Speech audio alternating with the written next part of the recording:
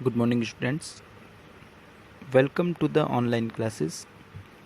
Today we discuss about chapter number 12th biology, chapter number 3 pollination, fertilization and development of seed, lecture 2. Last lecture में हमने इसी chapter में incompatibility के बारे में पढ़ा था. इनकम्पेटिबिलिटी जो थी उसका मतलब होता है कि गलत टाइप के पोलन ग्रेन्स कभी भी स्टिग्मा के ऊपर डेवलप नहीं होते या उसके ऊपर आ भी जाते हैं तो उसमें फर्टिलाइजेशन नहीं होता.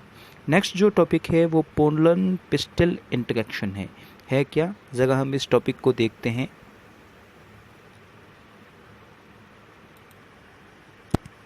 कि ये जो इनकम्पेटिबिलिटी है जो हमने अभी ऊपर पढ़ा था कि अलग गलत टाइप के पोलन्स कभी भी फीमेल पार्ट पे नहीं जर्मिनेट होते हैं, तो वो condition only for pollen pistol interaction के कारण ही होती है कि पोलन उसका मेल पार्ट और पिस्टल उसका फीमेल पार्ट, इन दोनों के बीच में इंटरेक्शन होता है, उसी के कारण इनकम्पेटिबिलिटी होती है.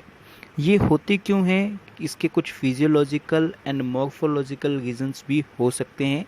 जनरली जो ये इंटरेक्शन होता है ये कब होता है? Maturation of stigma at the time of wall formation of pollen grains. के स्टिग्मा मैच्योर हो रहा है या पोलन ग्रेन्स की वॉल फॉर्मेशन होती है, उस टाइम ये पोलन पिस्टल इंटरेक्शन होता है. और इसके कुछ दो टाइप्स भी है. जैसे फर्स्ट आता है गैमेटोफाइटिक इनकम्पेटिबिलिटी. गैमेटोफाइटिक इनकम्पेटिबिलिटी क्या होता है कि अगर मेल गैमेटोफाइट उसको डिसाइड करे या कंट्रोल करे तो उसको गैमेटोफाइटिक इनकम्पेटिबिलिटी कहते हैं. और सेकंड इसका आता है कि अगर माइक्रोस्पोर जो है उसके टिश्यू या उसके जीन इसको इनकम्पेटिबिलिटी को कंट्रोल करते हैं तो उसको स्पोरोफाइटिक इनकम्पेटिबिलिटी के नाम से जाना जाता है. इसके भी कुछ रीज़न होते हैं, जैसे कि सेल्फ इनकम्पेटिबिलिटी प्लांट में जो ऑब्जर्व की गई उसके रीज़न या रिज़ल्ट है हमारे सामने. तो कुछ ये रिज़ल्ट इस तरीके से आते हैं कि अगर पोलन ग्रेन्स आके फीमेल के स्टिग्मा के ऊपर आ भी जाते हैं तो उनमें जर्मिनेशन नहीं होता है.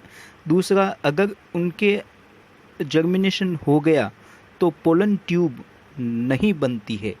The growth of pollen tube does not takes place. अगर मान लो पोलन ट्यूब बन भी जाती है तो वह अपने करेक्ट पैलेस तक नहीं पहुंच पाती, अपने सही जगह पर नहीं पहुंच पाती.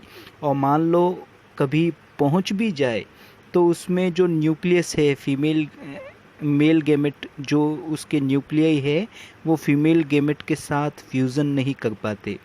And rupture of pollen tube in the style itself. कभी कभी ये भी होता है कि गलत पोलन ग्रेन्स आने के बाद पोलन ट्यूब बनती है तो वह स्टाइल के अंदर ही रप्चर हो जाती है, मतलब एंड तक नहीं पहुंच पाती.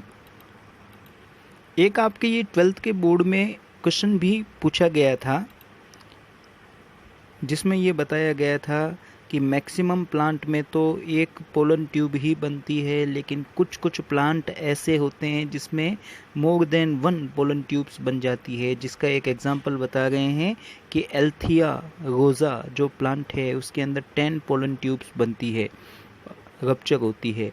और मालवा नेग्लेक्टा जो प्लांट है उसमें 14 पोलन ट्यूब बनती है. और इस कंडीशन को पॉलीसिफोनी के नाम से जाना जाता है. पॉलीसिफोनी का मतलब होता है मल्टीपल पोलन ट्यूब्स का बनना, किसमें? किसी प्लांट में. लेकिन हमारे ये दिमाग में आता है कि ये पोलन ट्यूब्स बनती कैसे हैं, तो थोड़ा हम इसको भी एनिमेशन के तौर पे देखें. जैसे इसमें हम देखें तो ये मेल पार्ट है जिसका ऊपर वाला हिस्सा है जिसमें एंथर, जिसमें आपको बहुत सारे पोलन दिख रहे हैं. और पोलन्स के अंदर 2 सेल्स होती है जो हमने पिछले चैप्टर में पढ़ा था, vegetative cells and generative cells. और ये पोलन्स जब आते हैं फीमेल की स्टिग्मा पर तो स्टिग्मा पे आते ही इससे एक पोलन ट्यूब बनती है. ये स्टिग्मा के ऊपर आए और स्टिग्मा के ऊपर आते ही इनसे एक पोलन ट्यूब बननी शुरू होती है. और ये जैसे पोलन ट्यूब बन गई है स्टाइल के अंदर से होके जाती है और नीचे जाती हुई ये पहुंचती है फीमेल के ओवेरी वाले पार्ट में, जहाँ पे उसको पहले से एम्ब्रियो सैक दिखाई देता है। इस एम्ब्रियो सैक के अंदर जाके फर्टिलाइजेशन की प्रोसेस होती है और फिर इस पोलन ट्यूब के अंदर जो जनरेटिव सेल्स है उससे 2 मेल गैमेट्स बनते हैं। वो मेल गैमेट्स आगे की तरफ आते हैं। नेक्स्ट जो हमारा टॉपिक है वो है फर्टिलाइजेशन की फर्टिलाइजेशन प्लांट में कैसे होता है। अभी तो हमने मेल गैमेट फीमेल गैमेट पढ़े थे, उसके बाद हमने पॉलिनेशन पढ़ा, उसके टाइप्स पढ़े, उसके एडेप्टेशन पढ़े। अब बात करते हैं फर्टिलाइजेशन कैसे होता है। फर्टिलाइजेशन का मतलब आपको छोटी क्लासों में बताया जा चुका है कि मेल गैमेट और फीमेल गैमेट का फ्यूज़न या कॉम्बिनेशन जो होता है उसको फर्टिलाइजेशन कहते हैं। और फर्टिलाइजेशन के बारे में सबसे पहली बार जो स्टडी की थी 1884 में स्ट्रॉसबर्गर नाम के साइंटिस्ट ने की थी, जिन्होंने लीलियम प्लांट के अंदर फर्टिलाइजेशन की स्टडी की थी। ये एक क्वेश्चन बन सकता है, आपको याद रखना पड़ेगा। 1 मार्क्स के शॉर्ट क्वेश्चन में इससे रिलेटेड पूछा जा सकता है कि फर्टिलाइजेशन की डिस्कवरी किस साइंटिस्ट ने की थी, कब की थी, किस प्लांट में की थी। तो आपको याद रखना पड़ेगा स्ट्रॉसबर्गर 1884 इन लीलियम प्लांट। और उनकी जो फर्टिलाइजेशन की स्टडी थी वो कुछ स्टेप के अंदर थी। क्या स्टेप्स थे वो जगह देखते हैं हम। फर्स्ट स्टेप जो फर्टिलाइजेशन का कहता है वो कहता है germination of pollen grain and growth of pollen tube. कि जब पोलन ग्रेन फीमेल की स्टिग्मा पे पहुंच जाते हैं तो उनसे पोलन ट्यूब बनने लगती है, और ये पोलन ट्यूब जो बनती है इसी को पोलन ग्रेन का जर्मिनेशन कहते हैं। कि पोलन ग्रेन जैसे ही स्टिग्मा की सरफेस पे पहुंचते हैं तो ये प्रोसेस पोलिनेशन कहलाती है। एंजियोस्पर्म प्लांट के अंदर स्टिग्मा हेयर लाइक स्ट्रक्चर लिए हुए होती है और नॉर्मली मॉइस्ट कंडीशन होती है जो पोलन ग्रेन को चिपकाए रखती है, और मॉइस्ट कंडीशन के कारण ही उनमें जर्मिनेशन होता है। जैसे ही पोलन ग्रेन्स फीमेल के स्टिग्मा पे पहुंचती है तो स्टिग्मा के ऊपर छोटे छोटे हेयर लाइक स्ट्रक्चर होते हैं। वो हेयर लाइक स्ट्रक्चर कलप्स होने शुरू हो जाते हैं और वहाँ से वाटरी सब्सटेंस निकलने लगता है जो जर्मिनेशन में हेल्प करता है। और साथ में जो स्टिग्मा है उससे स्टिग्मेटिक फ्लूइड भी निकलता है जो उसको सूटेबल मीडियम या कंडीशन प्रोवाइड करता है जर्मिनेशन में। अगर पूछ ले स्टिग्मेटिक फ्लूइड में क्या क्या होता है तो आपको बताना पड़ेगा लिपिड, रेजिन एंड शुगर। इन तीनों के जो मिक्स पोर्शन यहाँ से निकलता है स्टिग्मा से, उसी को स्टिग्मेटिक फ्लूइड कहते हैं। मॉडर्न स्टडी जो है वो हमको ये बताती है कि जो फीमेल की स्टिग्मा है वहाँ पे बहुत सारे हाइड्रोलाइटिक एंजाइम पाए जाते हैं। ये हाइड्रोलाइटिक एंजाइम क्या करते हैं, पोलन ग्रेन्स के जो एक्साइन है स्पोरोपोलिनिन की बनी सबसे हार्ड पार्ट उसको डिग्रेड कर देते हैं, यानी कि ख़त्म कर देते हैं। कौन से हाइड्रोलाइटिक एंजाइम जो स्टिग्मा में मौजूद होते हैं। उसके कुछ एग्जाम्पल है जैसे कि स्टेरेस एसिड एंड एल्केलाइन फॉस्फोलिपिड्स। ये जो है कुछ एंजाइम्स यहाँ से निकलते हैं जो उसको गलाने का काम करते हैं पोलन ग्रेन्स की एक्साइन को।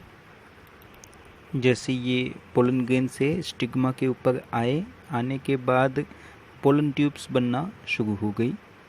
ये पोलन ट्यूब्स कहाँ ग्रोथ होती है, स्टाइल के अंदर, और नीचे ओवेरी में बहुत सारे ओव्यूल्स होते हैं। ये 2 मेल गैमेट्स आए, मेल गैमेट्स आने के बाद फीमेल गैमेट्स के साथ ये कंबाइन होते हैं और फिर उससे सीड बनता है।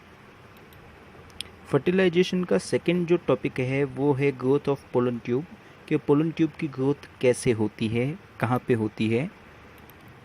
कि जो पोलन ट्यूब की ग्रोथ होती है वो स्टाइल के इंटरनल स्ट्रक्चर पे डिपेंड करती है। जैसे कि ये 2 प्लांट है लीलियम एंड राइबीज। ये जो प्लांट है इन प्लांट के अंदर स्टाइल को देखेंगे तो ये स्टाइल अंदर से होलो यानी कि खोखली होती है, जिसके कारण पोलन ट्यूब आसानी से बढ़ जाती है। कोई खाली जगह है तो पोलन ट्यूब आसानी से ग्रोथ करेगी। साथ में इसमें म्यूकस भरा हुआ होता है जो पोलन ट्यूब की ग्रोथ के लिए ज़रूरी है और ग्रोथ को बहुत तेज करता है। लेकिन इन दो प्लांट को छोड़ के almost all the plant style is solid और क्लोज्ड। लेकिन मैक्सिमम प्लांट के अंदर स्टाइल देखते हैं, उसके अंदर सॉलिड स्ट्रक्चर होता है और अंदर से बंद होती है, जिसको पैक्टिनेज एंजाइम के ज़रिए ब्रेक किया जाता है, डिस्ट्रॉय किया जाता है। ये पैक्टिनेज एंजाइम ये पोलन ट्यूब ही सिक्रेट करती है। The tissue of style in mid part get destroyed by pectinase enzyme. It form the pathway in style, जो स्टाइल के अंदर एक पाथवे रास्ते को बनाने का काम करते हैं।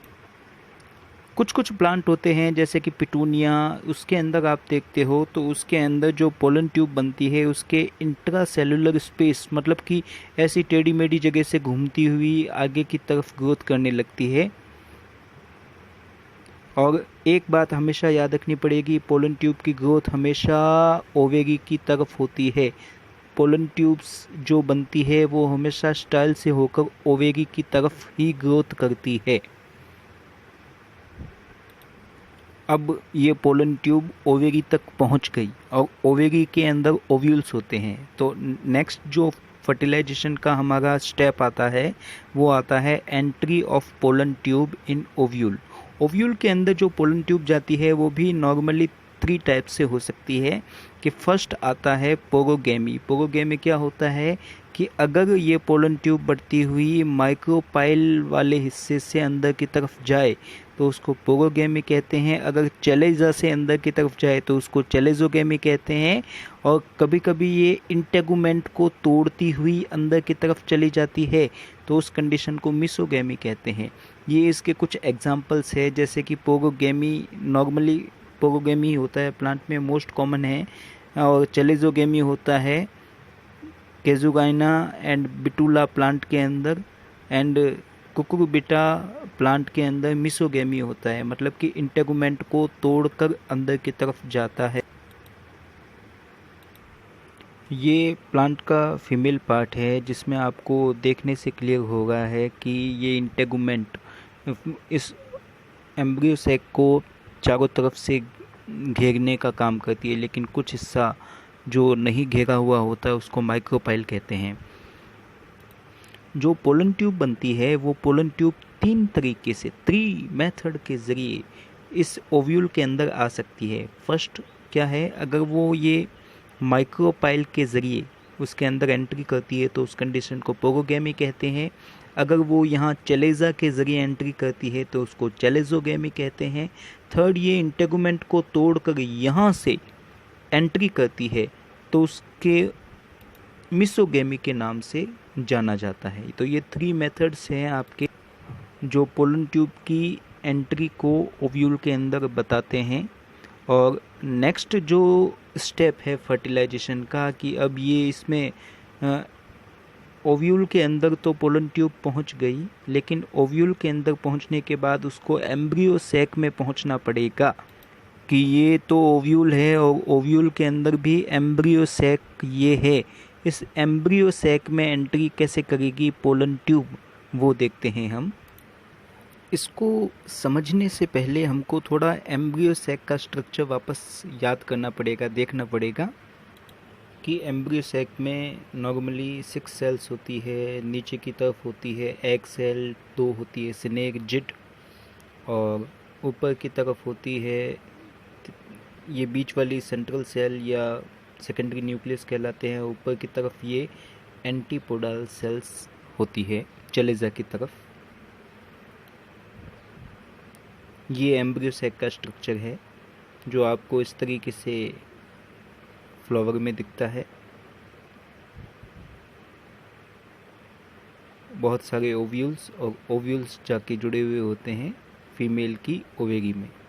ऊपर चलेजल एंड की तरफ 3 सेल्स एंटीपोडल सेल्स, नीचे की तरफ माइक्रोपाइल एंड की तरफ आप देखते हो तो एग एपरेटस जिसमें 1 egg cell and 2 snake जिड।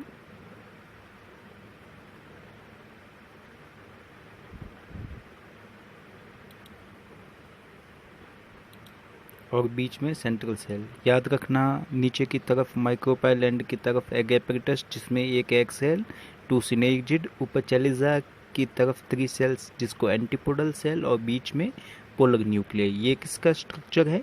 Embryo sac का स्ट्रक्चर। अब हमको देखना है कि ये पोलन ट्यूब इस एम्ब्रियो सैक में किस तरीके से एंटर होती है। तो वापस हम अपने नोट्स की तरफ लौटते हैं। तो एंट्री 3 टाइप से हो सकती है। फर्स्ट जो है in between the egg and one synergid, one synergid और एग सेल के बीच में से होके जाए, या दूसरी कंडीशन ये हो सकती है कि सिनेर्जिड और इंटेगुमेंट के बीच में से जाए, और थर्ड कंडीशन ये होती है कि सिनेर्जिड को चीरती हुई उसके अंदर से होती हुई एंटर।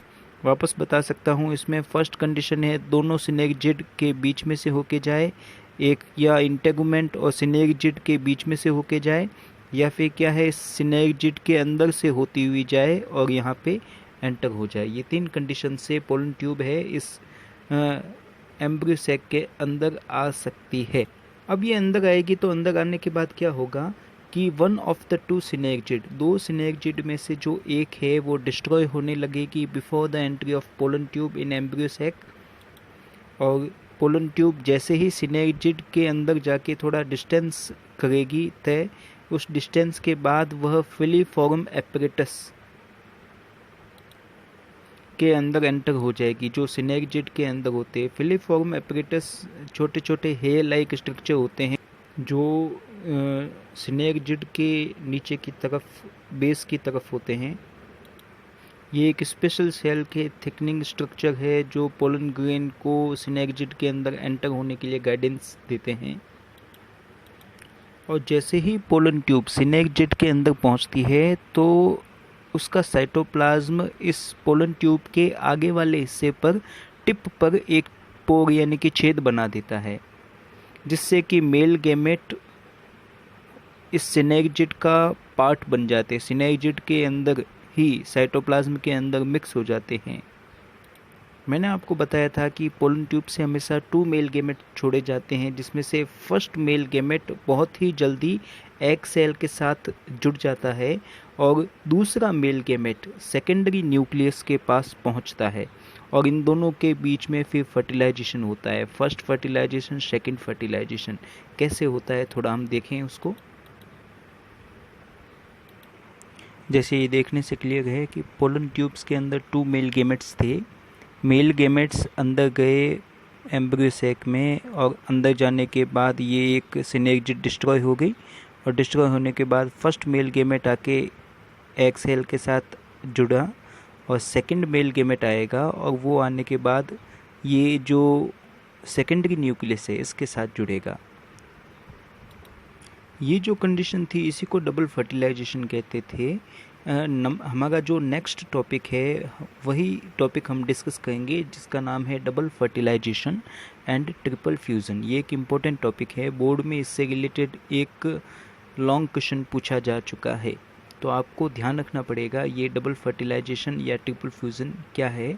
सबसे पहले साइंटिस्ट की ही बात करते हैं। डबल फर्टिलाइजेशन की डिस्कवरी सबसे पहली बार SG नावास्चिन ने 1898 में की थी लीलियम प्लांट में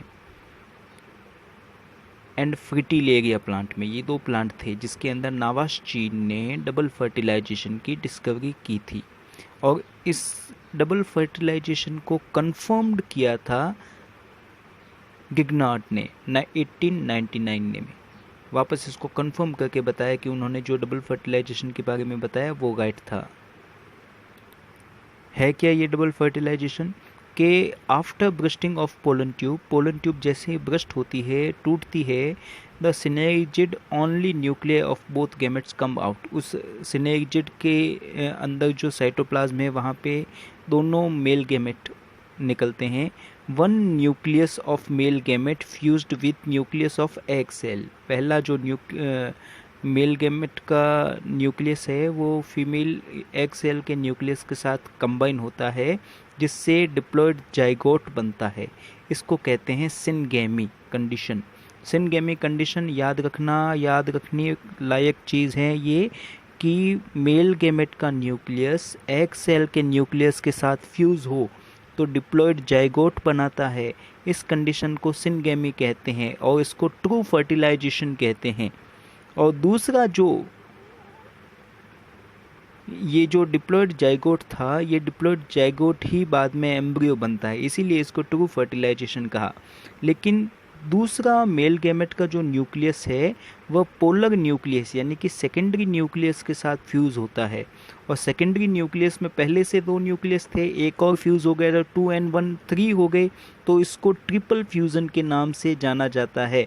और इस ट्रिपल फ्यूज़न के बाद जो चीज़ बनती है उसको PEN प्राइमरी एंडोस्पर्म न्यूक्लियस कहते हैं, जिसमें 3 न्यूक्लियस 3n कंडीशन होती है। The secondary nucleus has already 2 nucleus, and after the fusion the number of nucleus become 3 inside it. The endosperm supply the food material to the developing embryo. ये जो primary endosperm nucleus बना था secondary nucleus के fusion से, यही endosperm को बनाता है। और एंडोस्पर्म क्या करता है, इस एम्ब्रियो को जब तक ये पूरी तरीके से सीड में बीज में डेवलप नहीं हो जाता तब तक इसको न्यूट्रिशन देने का काम करेगा एंडोस्पर्म। ये 2 कंडीशन प्लांट के अंदर होती है जिसको उन्होंने डबल फर्टिलाइजेशन कहा था। डबल फर्टिलाइजेशन एक बहुत ही अच्छा फीचर है एंजियोस्पर्म प्लांट का। Syngamy and triple fusion described as double fertilization, इन दोनों कंडीशन को एक साथ डबल फर्टिलाइजेशन कहते हैं। याद रखने के लिए मैंने इसे लाइन डायग्राम के तौर पे बताया है इसको, कि first male gamete egg cell के साथ जुड़ता है, एन कंडीशन जो मिलके 2n कंडीशन जाइगोट बनाते हैं जो बाद में एम्ब्रियो बनता है। और second male gamete n condition secondary nucleus 2n condition जुड़ने के बाद बनता है PEN प्राइमरी एंडोस्पर्म न्यूक्लियस जो 3n कंडीशन का है। और ये जो था फर्स्ट प्रोसेस, इसको सिनगेमी कहा। सेकंड प्रोसेस इसको ट्रिपल फ्यूज़न कहा। क्यों कहा ट्रिपल फ्यूज़न? क्योंकि यहाँ पे 3 न्यूक्लियस आपस में जुड़े थे, इसलिए इसको ट्रिपल फ्यूज़न कहा। और सिनगेमी और ट्रिपल फ्यूज़न को दोनों को कंबाइन कर देते हैं तो उसी को डबल फर्टिलाइजेशन कहते हैं, जो एंजियोस्पर्म प्लांट का एक मेन कैरेक्टर है।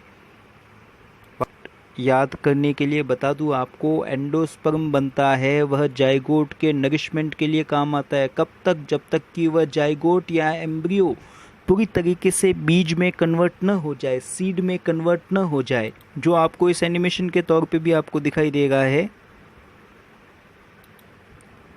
2 मेल गैमेट्स आए, 2 मेल गैमेट्स आने के बाद फर्स्ट मेल गैमेट्स आके जुड़ता था एग सेल के साथ। ये देखो फर्स्ट मेल गैमेट आया, आने के बाद बीच में जो एग सेल थी, इस एग सेल के साथ ये जुड़ा, ये first male gamete egg cell के साथ जुड़ा और वो बनाएगा एम्ब्रियो। और सेकंड मेल गैमेट जो रिलीज़ होगा वो जुड़ेगा इससे सेकेंडरी न्यूक्लियस सेंट्रल सेल से, जो बनाएगा प्राइमरी एंडोस्पर्म न्यूक्लियस, और इसी से बनता है एंडोस्पर्म। एंडोस्पर्म का काम है जब तक यह एम्ब्रियो पूरी तरीके से बीज में कन्वर्ट न हो जाए, इसको नरिशमेंट देते रहना, न्यूट्रिएंट देते रहना, खाना देने का काम करता है। इस प्रोसेस को डबल फर्टिलाइजेशन कहते हैं, जो एंजियोस्पर्म प्लांट के अंदर हमको दिखाई देती है। तो वापस आप देख लेते हैं इसमें, तो फर्स्ट मेल गैमेट तो इससे एग सेल से मिल गया था, सेकंड मेल गैमेट जो है इससे मिलेगा।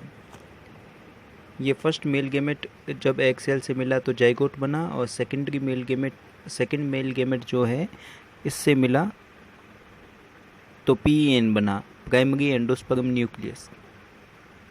फ्यूज़न इन्वॉल्विंग 3 हैप्लॉइड न्यूक्लियाई, इसके अंदर 3 न्यूक्लियाई कंडीशन होती है जिसको ट्रिपल फ्यूज़न कहते हैं। सिनगेमी मतलब fusion of 2 male gamete and fusion of 3 nuclei, it is called triple fusion, और दोनों को डबल फर्टिलाइजेशन कहते हैं। ये जो जाइगोट बना ये डिप्लॉयड जाइगोट कंडीशन का है, और बाद में ये जो PEN है वो एंडोस्पर्म कहलाता है। और एंडोस्पर्म का काम होता है, न्यूट्रिएंट रिच टिश्यू है जो एनर्जी देने का काम करता है एम्ब्रियो को ड्यूरिंग डेवलपमेंट। अब थोड़ा हम एंडोस्पर्म के बारे में भी देख लें कि by the triple fusion primary endosperm nucleus is formed and formed during fertilization in angiosperm, but in gymnosperm formation of endosperm takes place before fertilization. Angiosperm जो होते हैं उसमें फर्टिलाइजेशन के दौरान ये एंडोस्पर्म बनता है, लेकिन जिम्नोस्पर्म के जो प्लांट होते हैं उनके अंदर फर्टिलाइजेशन के पहले बनता है. On the basis of development 3 types of endosperm is found. कि ये जो डेवलपमेंट के बेसिस पे अगर एंडोस्पर्म को देखें तो एंडोस्पर्म भी आपको 3 टाइप्स में मिलता है. इसका भी एक 12th बोर्ड में आपके क्वेश्चन पूछा गया है. क्या 3 टाइप्स थे एंडोस्पर्म के, ज़रा हम डिस्कस करते हैं, देखते हैं.